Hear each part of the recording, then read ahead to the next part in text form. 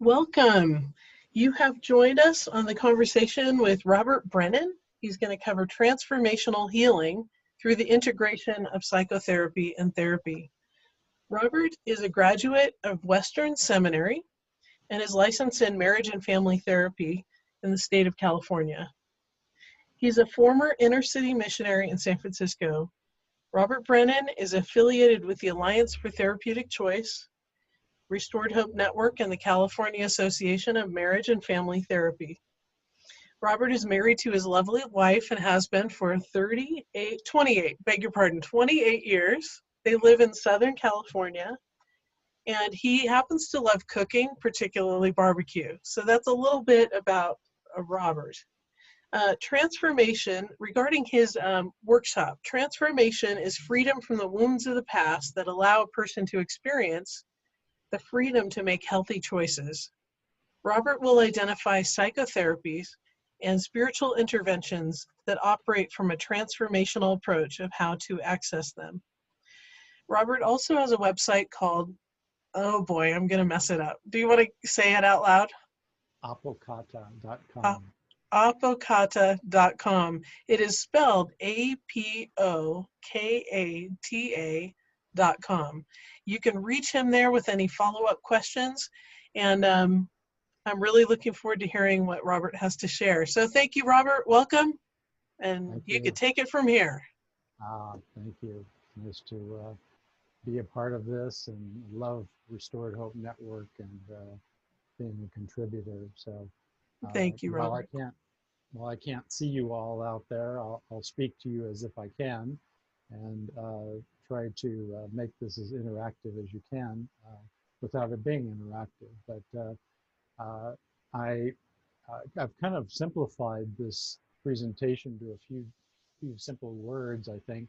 The description that Anne gave is a little bit lengthy and sort of more technical, but it's really the interactive use between therapy and prayer and how these really merge together to create healing in people. So this is something that's been developed in me for quite a while now, and the Lord continues to show me how this works. And so it's very much a part of what I do. And by the way, therapists, if there are therapists watching, therapists probably know this, but sometimes therapists will ask the question of whether prayer, can be integrated into the therapy practice according to the boards and that kind of thing. And really, as a part of our ethical responsibility, we are actually mandated to honor the religious, spiritual beliefs of people. So prayer is very much a part of honoring that, and so it really fits. And we use it. We use prayer really just about as much as we do psychotherapy techniques, and so that's what I'm going to be able to talk to you about today in terms of what this looks like and a little bit about how it happens, to just give you an idea of what can happen in this process of using these in combination with one another. So as I do with all sessions, even counseling sessions, I invite the Lord in, and this is really where the power of God is expressed, is by opening up the room and inviting him in. So we thank you, Jesus, that you are alive and well, and wanting to heal the hearts of many. We knew this was your mission even in Isaiah, where he said, you have come to heal the brokenhearted. And that's a healing that goes, of course, beyond a physical healing to the heart of man. So I'm very thankful for that. I ask you to come, Lord, and I ask you to reveal to each person that watches this, reveal to them through your spirit of revelation exactly what you would like them to know, exactly what you'd like for them or their lives or their family, or whatever purpose that they're listening and viewing this presentation. I ask that you to speak to that clearly to them this day through the presentation. Well, my process of dealing with these prayer and therapy together really kind of started for me in my own healing, mainly through both through therapy and through prayer. But what really opened the door for me, especially in terms of using prayer, was some prayer ministry that I received. And even after the first prayer session that I received, which was called Sozo prayer, S-O-Z-O, something just really opened up for me. I suddenly began to be more sensitive to the Spirit of God, hearing the Spirit of God and sensing just the Father's love for me. And so it was not only a knowledge about Him, it was not only the Word, which is so important, but the experience of Him, which lined up with the Word. And so it was a very powerful beginning, and this is part of a journey that led me into this working together with these entities.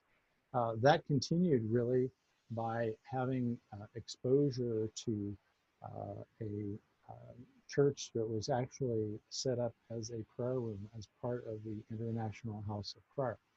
And this is a very powerful experience where these rooms are prayed in, they're worshiped in, nonstop pretty much. And just even walking into one of these prayer rooms that was conveniently in my neighborhood, I could feel an increased presence of God in there. And I began to see visions, and experience all kinds of different things that I could realize after a while were the spiritual revelation of God made to me in this environment. Of course, God is everywhere, but I believe because these environments were prayed into and worshipped in diligently, that had a big impact on me. And so that even yet today, worship is a big part of my life, and one of the ways that I pray for my clients as well. So the prayer room really impacted me, and after being in the prayer room for many years, actually, I believe God just began to give me His heart for people and carrying His presence into different places. And so I began to see this show up in the counseling room, where it was obvious to me and sometimes to my clients that not only we were in the room, but God's presence was in the room too. And so it's very powerful. And we could use that really as a platform and as a place for God to enter into these lives and these issues that we were dealing with my clients, to make a difference in their life. After being in these prayer rooms for a while, I just found that I became more and more hungry for the presence of God and to worship Him and to be in His presence, hungry for His Word as well in an increased measure.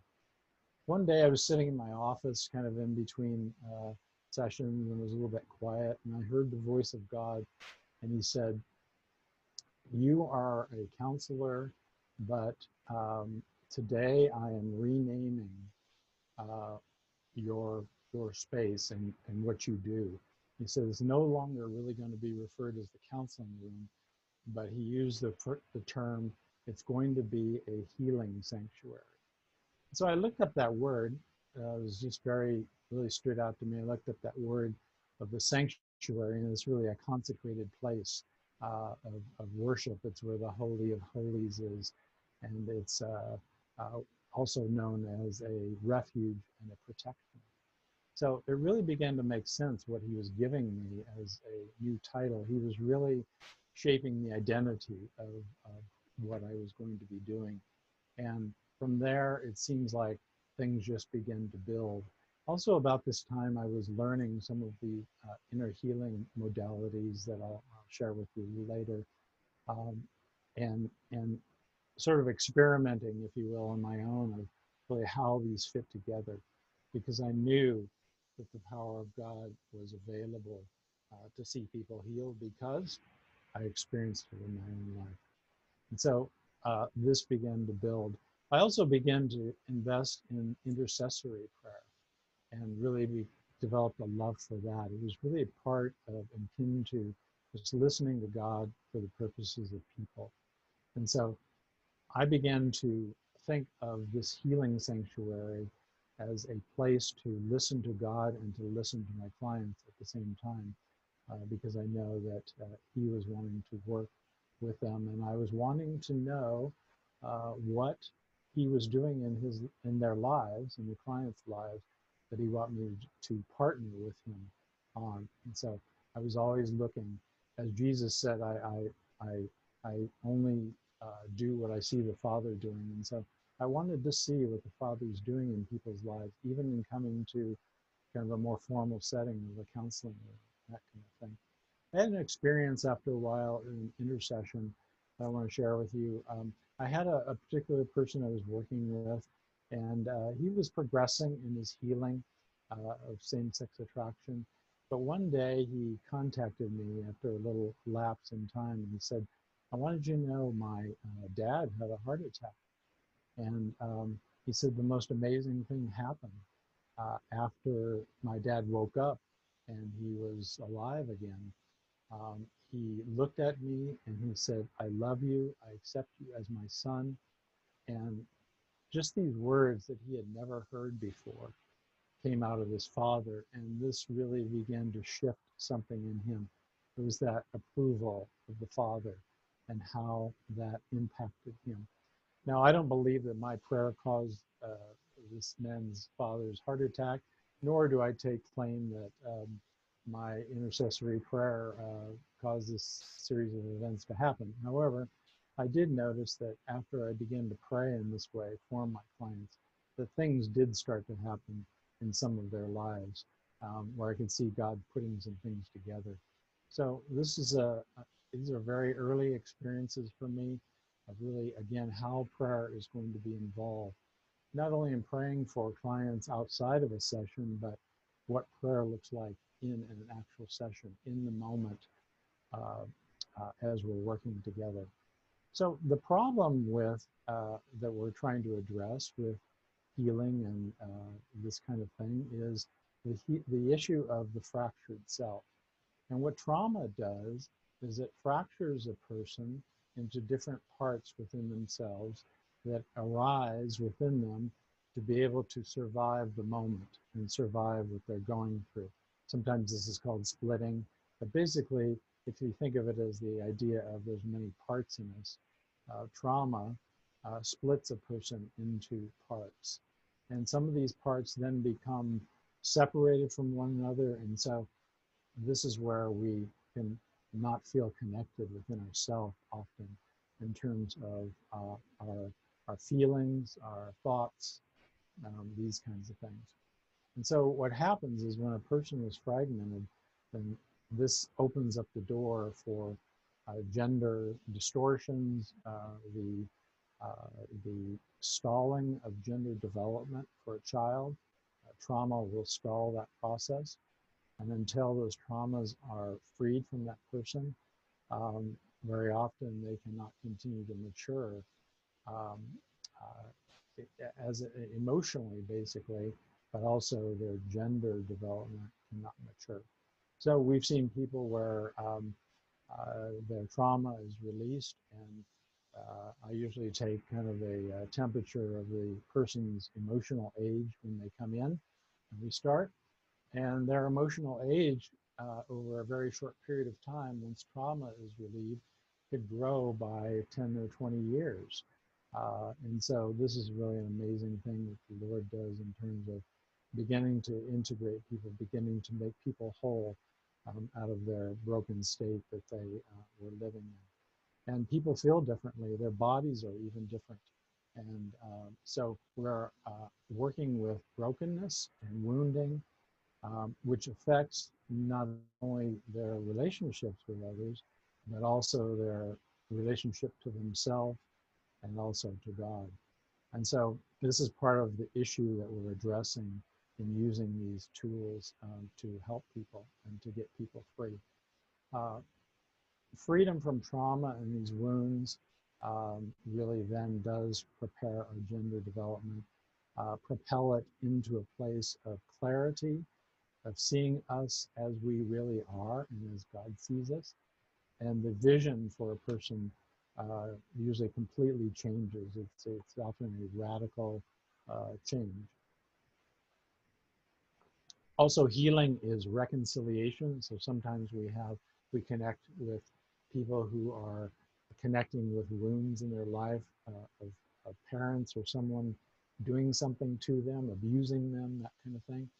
And the simple prayer and act of forgiving someone can be a point of reconciliation and freedom from that person, because we know that unforgiveness is not held in the perpetrator, if you will, or the person that's done something, but it's held in us.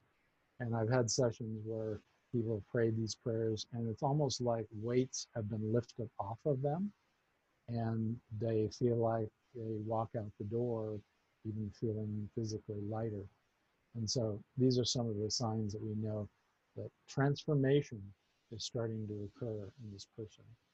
And so healing also happens, of course, in when the presence of God is near, and he enters into trauma memories.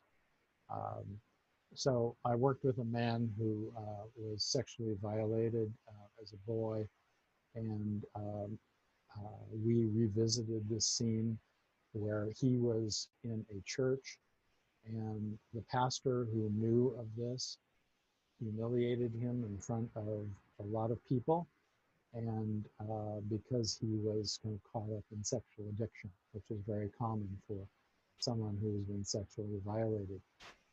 We invited Jesus into this picture, and often these pictures of trauma are extremely vivid for people. They're almost as if they are there in that moment, tangible. They can almost feel and touch things and experience things in their body, even though it may have been many years ago. And so we invite Jesus into those vivid imageries, memories, their emotional memories, and he does things. This is different than what you may have heard of guided imagery. This is not guided imagery. This, if it's guided by the Holy Spirit, and God is revealing something to this person. So anyway, we invited Jesus into this experience for this man, and Jesus showed himself standing between this my client, who was a boy at that time, and this pastor. And what Jesus showed him is that Jesus was taking the words and the humiliation into himself, so that my client didn't take all of it into himself. And once he saw this and the Lord showed this to him, something really changed in him, and this healing process really began. Jesus went and he put his arms around this boy and held him as he released the pain of this. And so this was tremendously healing, and things changed, for this man. Sometimes these kinds of experiences don't happen over, the complete healing over one session. Sometimes there are many, sometimes there are one. So they're unpredictable, but often there are many layers of issues and things that need to be healed.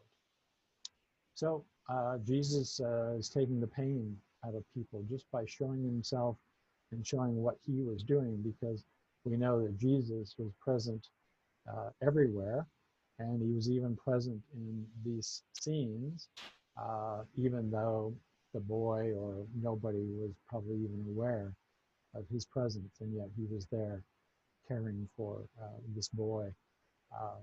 And so just the boy realizing this and experiencing it, the vivid memories in this different kind of way, it's almost like Jesus went back and changed the circumstance, changed the dynamic of what was going on, so that he was freed. So healing occurs again because of a brokenness in these divided parts as trauma is released. And when trauma is released, then something happens where the person begins to become integrated in terms of their parts, and they begin to work together. They begin to interact actually with one another. And so one of the therapies we use for prayer modalities we use is working with these parts and seeing that as these parts get connected with Jesus and then connected with each other, there's this wholeness, the integration that begins to occur. And so it's a very powerful tool that I don't believe can be experienced in psychology in quite the same way. There's something miraculously different when Jesus is involved with these kinds of healing. So I use the word transformation today because this is what I focus on, and I believe transformation is different than change. I believe change primarily happens as a mindset, a way of thinking, but transformation has to happen through these ways I'm talking about, where something fundamentally changes inside and there's freedom from pain, there's freedom from wounding. And very often when there's freedom from pain and wounding, these vivid memories that I spoke of, they can go back to those memories and they aren't so powerful. They don't have so much pain in them. And sometimes they're just a very matter of fact. And the fact that this experience occurred, but the emotional impact, the emotional power and energy that actually drains people and distorts them is no longer there. So this is part of transformation and what we are going for and working with every person in this way. The word transformation is a pretty interesting word in the scripture. It's the word metamorpho, which is of course where we get the word metamorphosis. And so it's the idea of changing from one form to another. We see this, it's often depicted in the form of how a caterpillar changes from one form to another into a butterfly. They are the same entity, they are the same body, but they take on a different form. And so this is the idea of transformation. And of course, we see transformation in the scriptures in Romans 12:2, being transformed by the renewing of our mind. And so the mind really needs to be renewed, and the word renewed is a verb, so it's continuous. Our mind needs to be continually renewed and transformed. And this is how a person becomes free, not only in their emotions, but they become free in their thoughts to think clearly and to think, really receive God's ways in their life. And so this is the idea of being renewed. So we could take that verse and we could almost say it more literally as that there's change that happens as a metamorphosis of the mind from one human likeness to a more godly likeness. And we also see this, of course, in the ascension of Jesus, the transfiguration of Jesus, as he's moving from one form into a spiritual form, and appearing as a human form, but then transforming into a spiritual form only. And so in Romans 12:2, it also says there's a result of this transformation, which is quite interesting. And it says that we will be able to test and approve what the will of God is. And so this is part of the product of transformation, which is we see that God likeness. We see the way we think and even the way we feel more towards really clarity. Because again, our pain, our wounding, our trauma shades the way we view life. It affects the way that we engage with people, with ourselves, and of course with God. So in this process, one of the things that I value is that we as people can hold a trauma in the three parts of our human self. We have the body, we have the soul, which is made up of the mind, the will, and the emotions. And then we have our spirit, where you have a spirit, and that's where the Holy Spirit resides. And so we have these three parts, and I believe to truly be free of trauma, we need to be free in all of these three parts.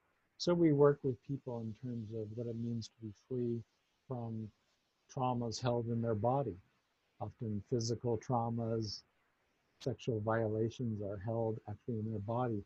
when we connect with these things, they can actually feel sensations and pain in their body, or sometimes these things are healed. So we learn to do work with the body in terms of how these traumas are released, as well, of course, with the soul, the mind. We want the mind to be transformed as well in the way we think. But this is typically happens more as a byproduct of the healing of trauma.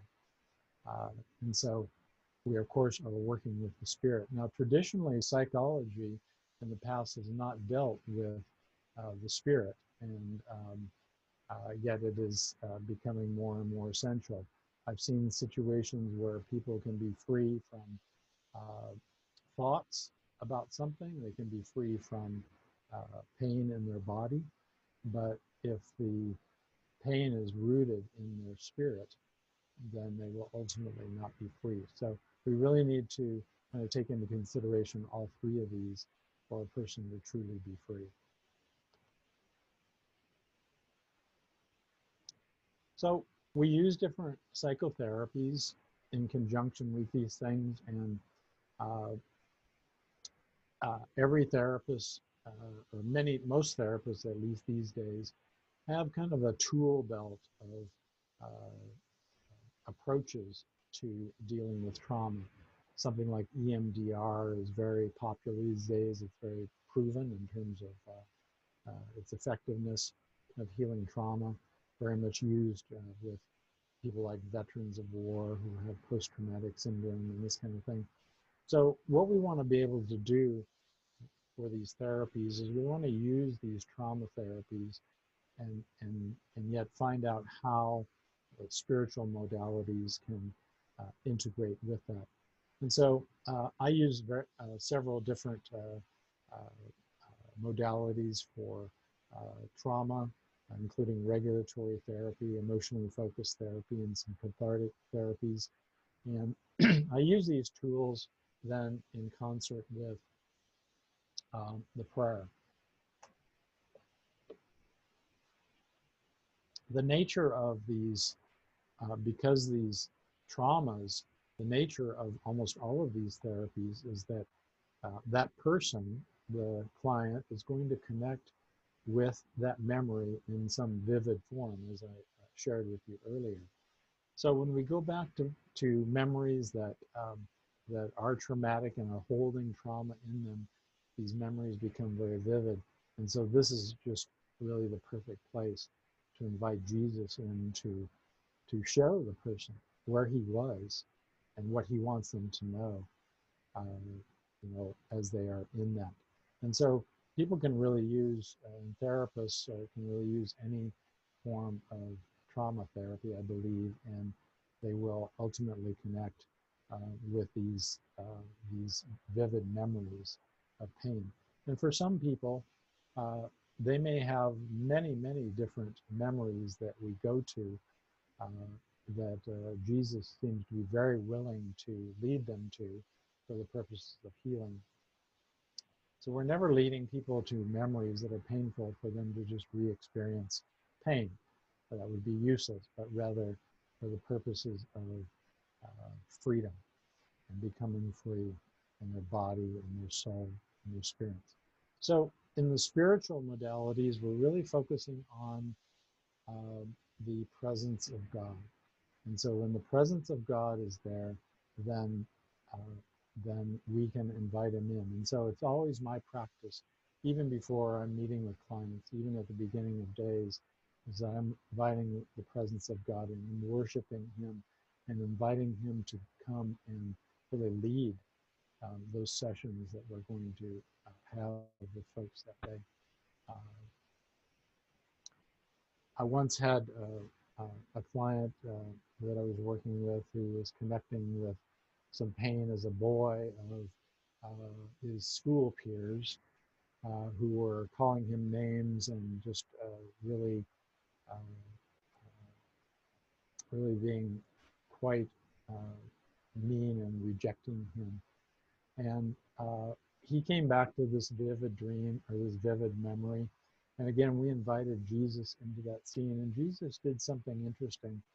Um, he he stood next to this boy, and he put his hand on his shoulder, and he spoke into this boy's ears, and he said, "What you're hearing is not who you are."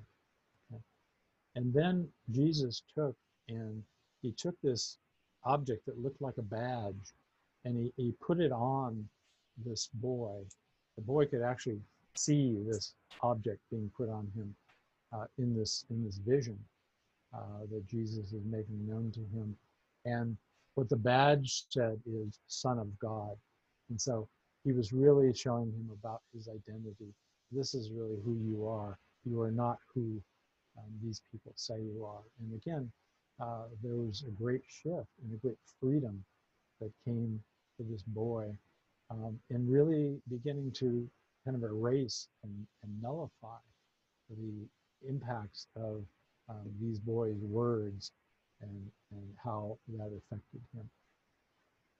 So I use three primary prayer methodologies in the counseling environment with the psychotherapies. And the first one is called the Emanual Approach. This was developed by a psychiatrist in Chicago, and it's really based, again, on that presence of God and connecting the person with the presence of God, the experience of God, feeling his nearness, experiencing him. And from this, many things unfold in terms of healing. And so this is, in brief, just how this methodology works. And each of these methodologies, these three methodologies I'm going to share with you, are available to laypersons. You don't have to be a therapist to learn these things. And some of them have certifications to it, which is helpful to have because they suggest a certain level of sophistication in using these methodologies. So the first one is the Emanual Approach. The second one is called HeartSync, HeartSync,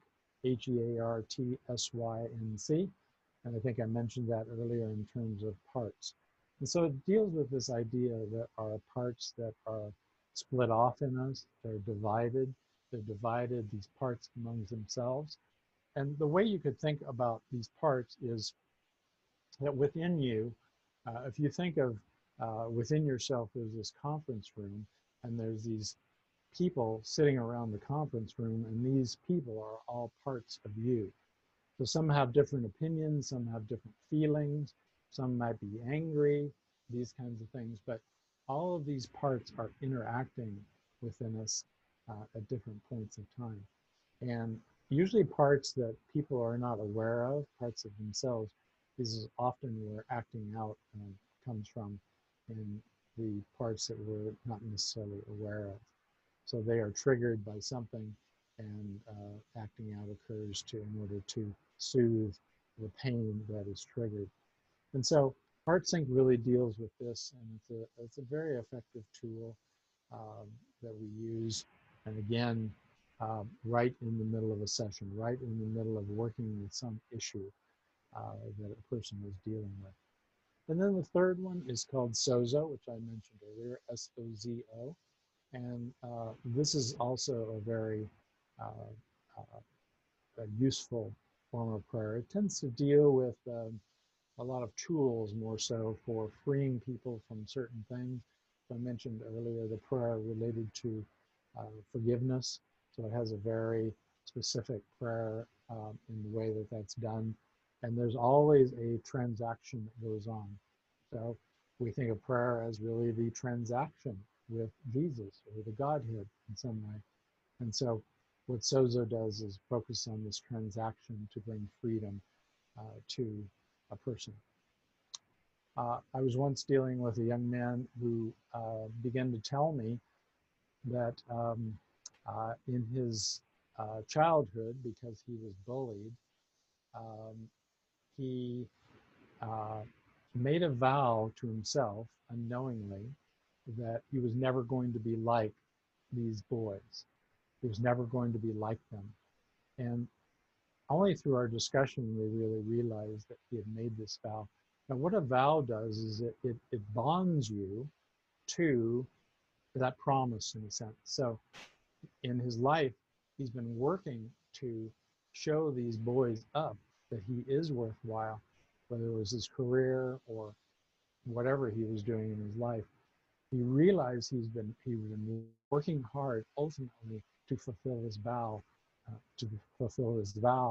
and it ultimately binds a person to something that is not a part of them functioning out of their true self and what God has in mind. It sort of takes them off into this obsessive pursuit of doing this so that one day they can prove these people wrong.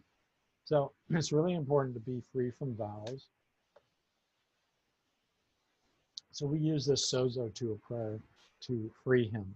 And again, these prayers are all very scripted because they are not magical in their formula in a sense, but they're significant in terms of their content and the exchange that is going on with the Lord. And so he was able to get a big freedom at that point, and then he came back and reported that, you know, the intensity and the fears of not succeeding actually weren't there anymore because the vow had been broken. So these are forms of freedom, some of them small at times and little by little, but some of them big, that really ultimately change the course of a person's life and bring freedom to them as well.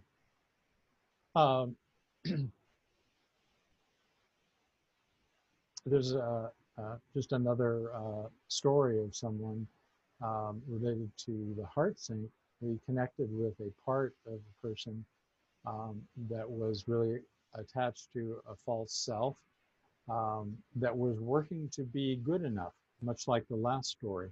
They were working to be good enough for someone.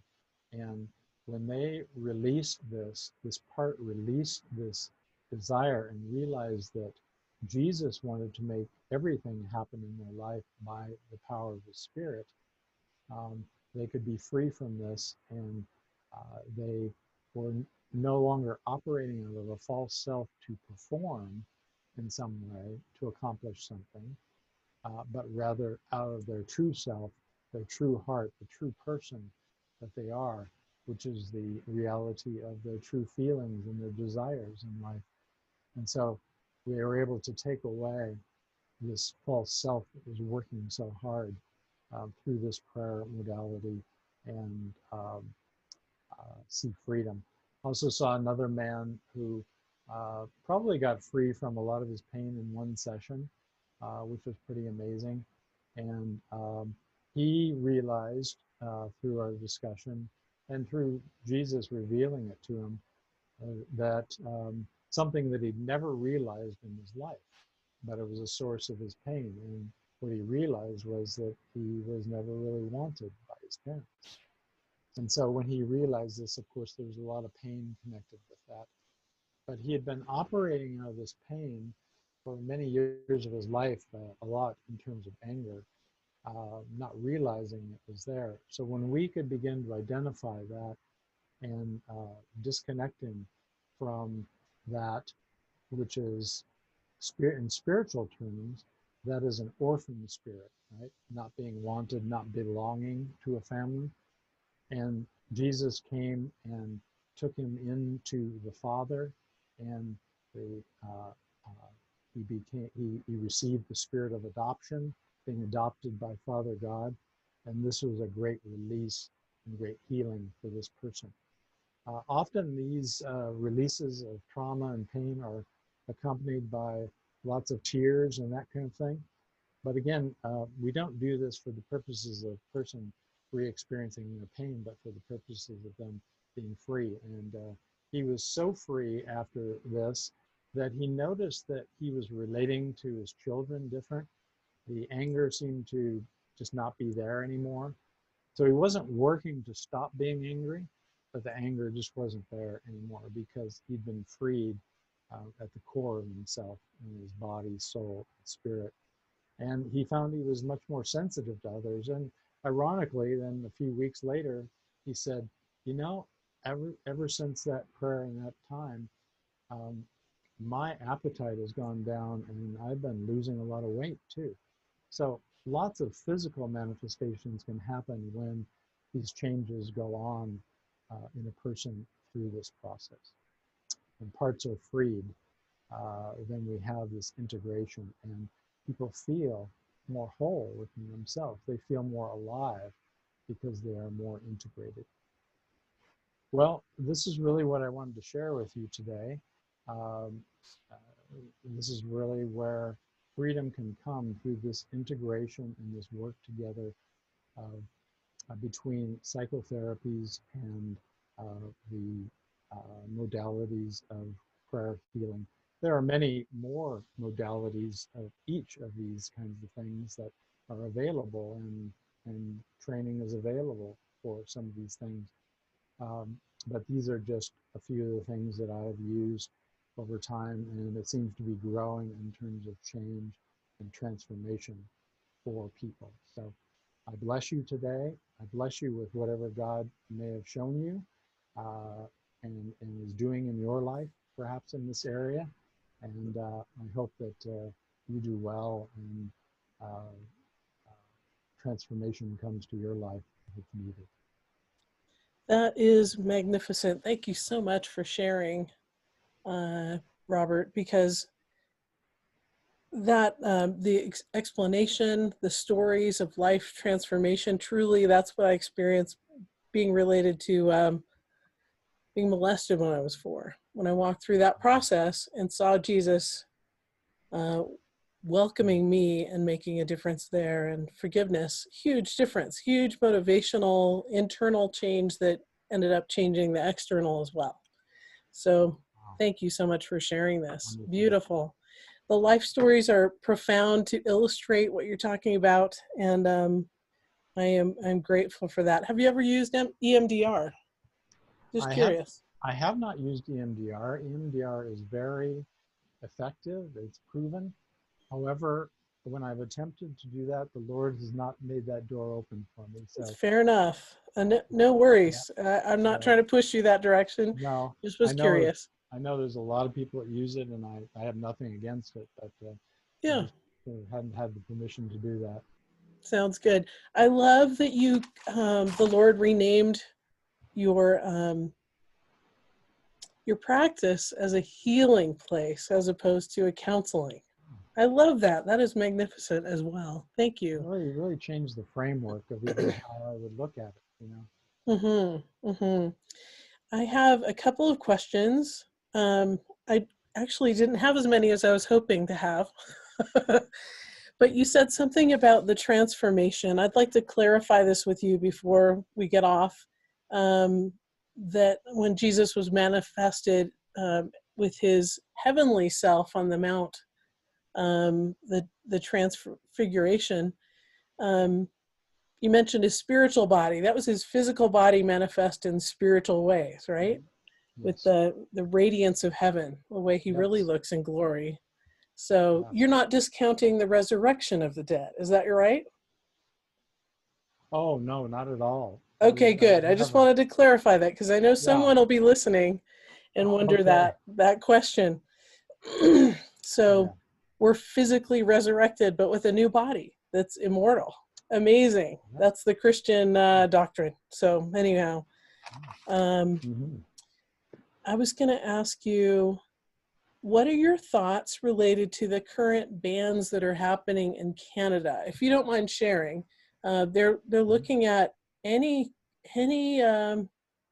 situation where someone talks about what Scripture has to say, or even offers or accepts praying for somebody who doesn't want to be gay. They could be fined $5,000 per incident and put into jail for 5 years. So we have this movement across the world in some places, and a couple of states that have been prohibiting counseling called conversion therapy. Have you ever used that term? I have never. Conversion therapy? I don't personally use that term. It's a little bit more too mechanical for me.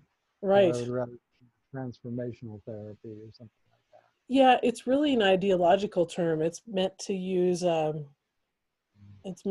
some fallacies to put everybody in the same pit, along with Yeah. electroshock, ice baths, coercion, so on.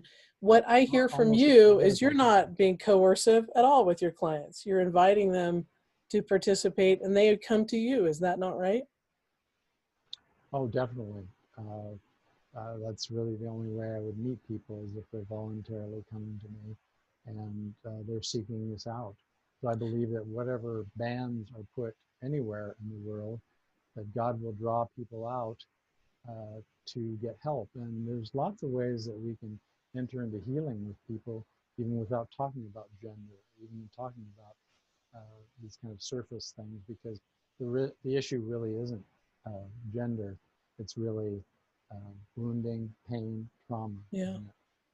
And it seems to me, a friend of mine who's a Christian reporter has talked with a lot of people who deal with transgenderism or homosexuality who are in those communities. And he's made the point of what's wrong with dealing with trauma. And they're not offended by helping people overcome trauma.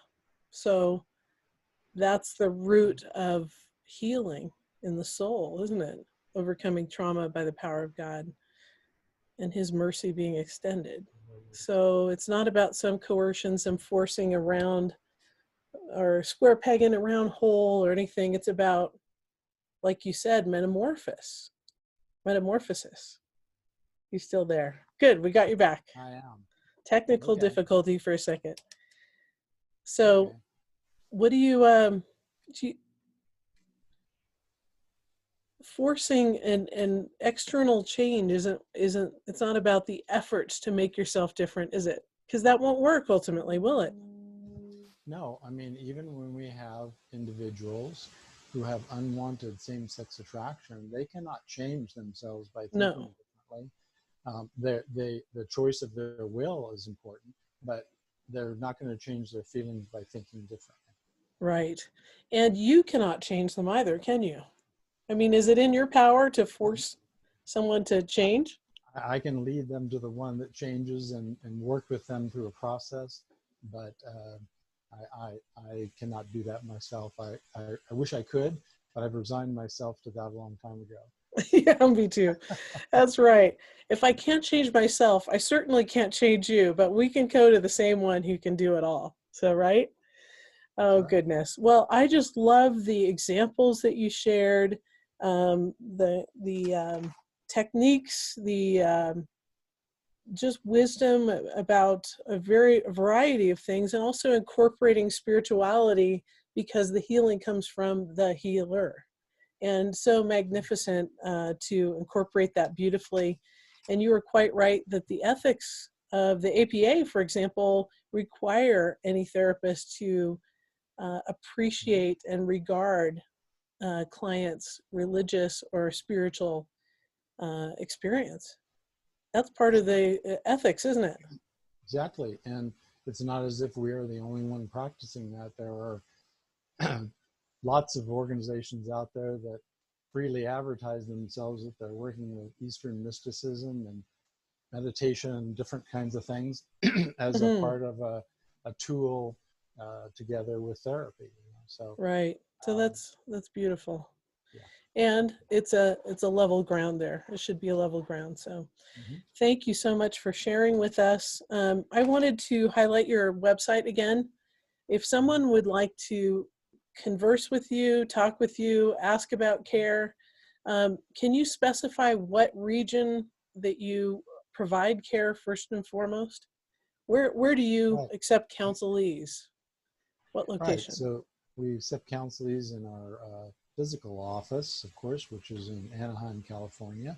Okay, And then we do online therapy with those who live in California. fantastic. Exactly. And your website again is? Is apokata.com, APOKATA.com. Fantastic. And you can find Robert Brennan on our website under Find Help. If you go to the top on Find Help, then down and then go to the list, you can look at the tabs at the top and it says Therapist. Robert's in that list. So definitely, if you can't find him there, go to the restoredhopenetwork.org website and you can find him there. Or write us at info@restoredhopenetwork.org and we'll connect you. So Robert, thank you so much for your time. Thank you for your fabulous presentation for Hope 2.0, our first and maybe last, I don't know, maybe a future online event. I'm not sure what's going to happen, but this year in COVID, we're doing the online virtual event, and I'm just so grateful you participated with us. Thank you. Thank you. I'm glad to be a part of it, and I just really love what Restored Hope Network is doing and your leadership. Really Well, we sure appreciate you. Thank you so much, Robert. it. Have a Bless you great now. day. Bless you. Okay. Take Bye. care.